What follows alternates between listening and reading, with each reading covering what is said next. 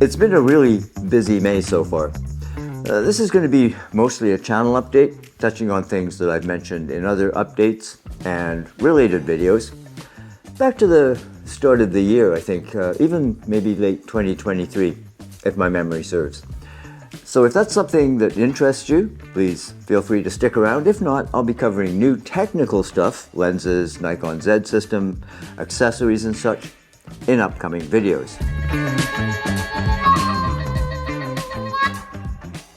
Hi, Ray here with some notes and personal news. If you're a regular visitor to my channel, thank you so much. You may have noticed a longer than usual pause in videos this month. And that's because, as I mentioned earlier, I'm editing a book and reproducing photos to illustrate the story. It's an unfinished manuscript that I wrote almost 30 years ago based on a bicycle trip I started 30 years ago today, May 15th, 1994. And the trek took me from Vancouver Island, where I still live, to Alaska, Yukon Territory, and back south, the whole length of British Columbia, through some of the most extraordinary, not to mention mountainous, territory in North America. It was one of the greatest adventures of my life. I thought I was old then at 42, and that was behind the urgency to complete the trip. So 30 years later, I feel an urgency to complete the project, finally. I didn't know at the time that I'd still be taking on marathon cycling challenges into my late 50s when that came to an abrupt end underneath a pickup truck in 2009. As I warned in a previous video, the demands of finishing this editing job will likely take time away from this YouTube job. And this YouTube job, well, it's been a real demanding full-time thing for about 5 years now. The scanning and editing of the photos from original transparencies, which I'm just starting to chip away at, is itself a monumental task, as anyone who has done a lot of scanning will know. And I'm using my Epson Perfection 750 to accomplish this. The transparencies, or slides if you like, are a mixture of Kodak Ektachrome Lumiere, which Kodak provided as a sponsor of the trip. It's hard to believe Kodak is as much of a memory as the trip. Fujifilm Velvia, I also used that, and an odd roll of Kodachrome.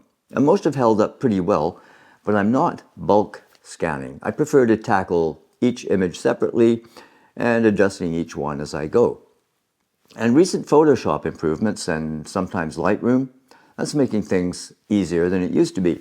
But still, when it comes to the written work, a great deal of that, aside from the record kept in my trip journal, comes down to historical research. And, well, that's a lot easier these days, thanks to the World Wide Web, because I did the original research in libraries, making that content my own from my perspective. And that's a massive undertaking, a fun experience, but a big commitment of time. And I've been burning the candle at both ends, or maybe I should say midnight oil, from dusk to dawn some nights. So I can't tell you what the latest Nikon rumors are, or pretty much anything else in camera land, really.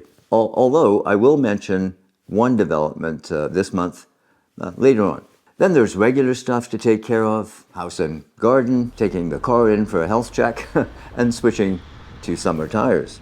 I have been testing some new gear when I've gotten out from behind the keyboard, and I have more of that coming up, as well as another fireside chat video almost ready for prime time, for fans of that content.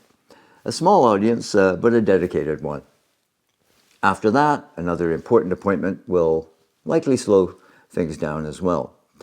Again, I've referred to this issue in other videos, and if you're familiar, you've seen the results of the battle to save my nose. There's plenty of it, but surgeons have been chipping away at it, if you will. And this is the results of many years on the bike, glacier traverses, on the ocean in yachts and kayaks, despite liberal use of high SPF sunscreen and even white zinc oxide cream. So I have an appointment on the 23rd of May. Luckily, in this province, rather than further away, which I was told initially was a distinct possibility, that's something of a relief despite the high cost of hotel bills, some of which I hope I can claim on insurance. Really, I have to account for the emotional toll all this stuff takes. Admittedly, I'm a little bit stressed by the prospect. This will be the third surgery on this particular feature of my face. This is a new approach which will, I'm told, assure all the nasty rebel cells are eliminated once and for all. I've been trying to get ahead with video production to schedule something while I'm away between the book project and testing gear. It looks like there'll still be some gaps, I think. You can only do what you can do. At the end of it all, I hope to have fresh content for you later in the summer, and a few things that I've already recorded in the interim, so please don't write me off. Of course, I hope to have a manuscript ready to present to prospective publishers before too long, and if that doesn't work, again, some of you know that I made some original drafts into magazine articles, published a couple of decades ago now, but self-publishing is the plan otherwise.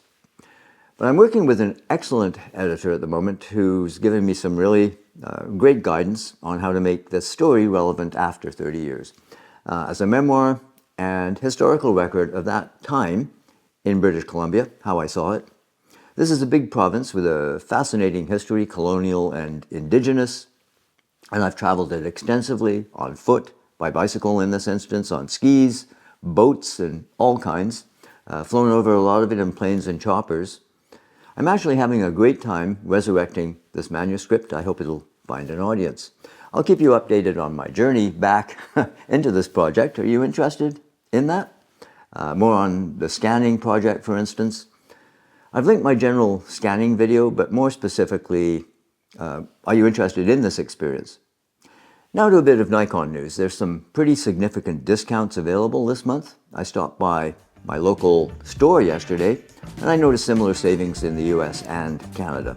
$1,000 off the Z7 II, $500 off the Z8. Lots of discounts on lenses, lots of kit deals, especially on the ZFC. So a good time to expand your Z series or get started.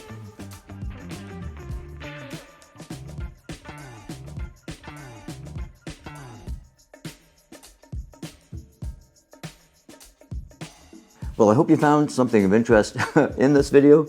If you did, please do give it the old thumbs up. And if you just discovered my channel, please do consider subscribing. Hit that notification bell so you don't miss new content here. In the meantime, take care. Cheers. We'll see you later.